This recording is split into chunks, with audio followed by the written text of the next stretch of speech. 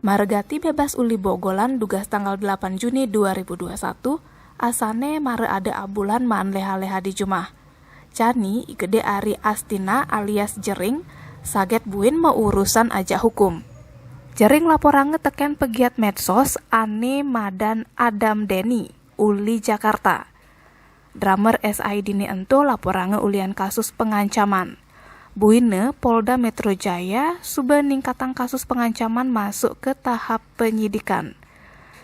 Kabid Humas Polda Metro Jaya Kombes Yusri Yunus di Polda Metro Jaya Jakarta tugas Kamis 28 Juli ngorang, penyidik subeng ngumpulang alat bukti ajak keterangan uli saksi ajak saksi ahli.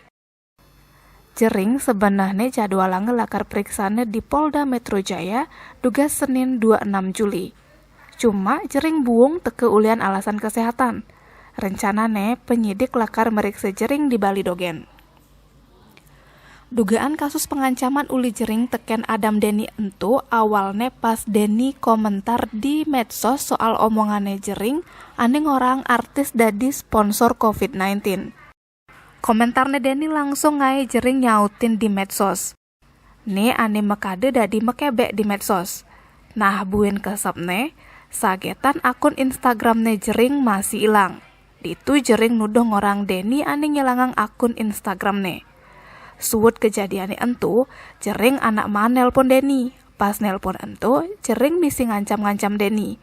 Sing terima ancam meken Jering, Deni man nagih mediasi ajak Jering. Cuma sing mejalan cara ane acepange.